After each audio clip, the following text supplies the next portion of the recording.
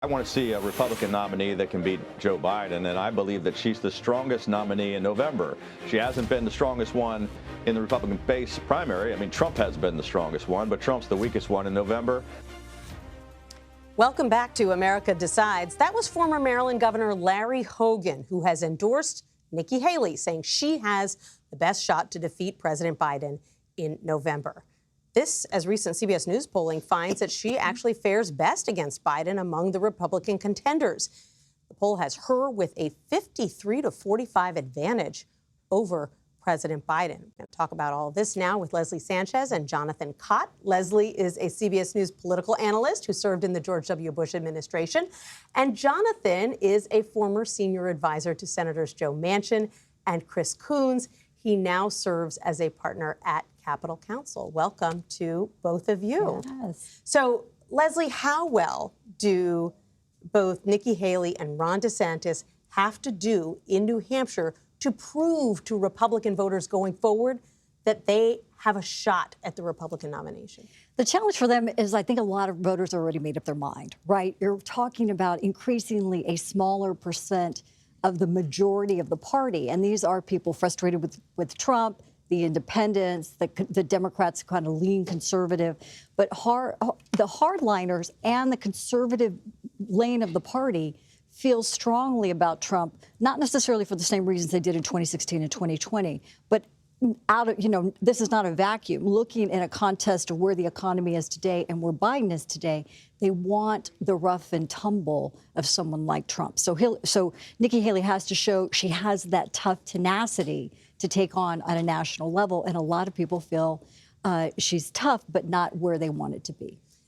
Nikki Haley is making this electability argument, which makes sense. You look at the polls, she definitely does better in a general election matchup right now against President Biden than Donald Trump does. But it's tricky to make that argument in a primary, isn't it? Because basically what you're saying to those conservative voters is, hey, I'm more moderate, and that's why I do better in a general election matchup. And that's not necessarily what they're hungering for. If you really listen to and spend a lot of time in the focus groups talking what people are hungry for, they want a change. And this is coming from Democrats who feel that the party has gotten weak. I mean, the president's weak, the policies are weak, and Donald Trump is consistently pressed on that issue. And while we're sitting here rumbling through the primary, in many ways, there's another national campaign that's going on, and that's where voters are. So I don't think it's a fair comparison to say now that that's where the general election would be. I think it's a lot more competitive than what those polls would tell you right now. Jonathan, as the Republicans suck up all the oxygen, the president and the Biden campaign writ large are laying very low.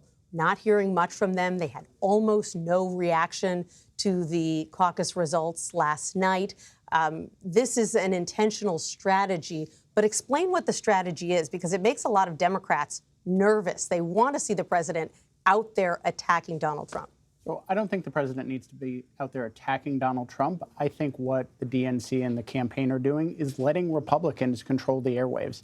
The entire Republican Party is a MAGA Trump party. If Nikki Haley's going to win, she has to win over MAGA voters. She's going to have to go so far right that 53% will not exist in the general election. She's at 53% because people think she's moderate and people think she has different views. If she's going to be the nominee, she has to win those 50% of Trump voters, and you only get that way by being Trump. So I think the DNC and the Biden campaign are just letting the extreme Republican views dominate the airwaves, and they'll get him out there touting all of his accomplishments, all of the bills he's passed. He'll be at ribbon cuttings everywhere over the next 9 months, and Republicans will be seeing who can go farther to the right. Let's not forget, Nikki Haley was just dealing with, was slavery the cause of the Civil War a week and a half ago?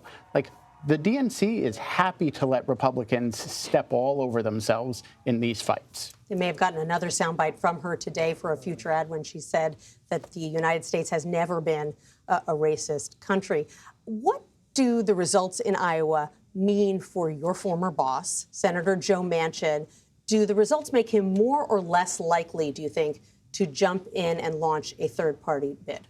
The results in Iowa have no impact on him. 100,000 people came out in a state that is redder than Texas and whiter than Utah.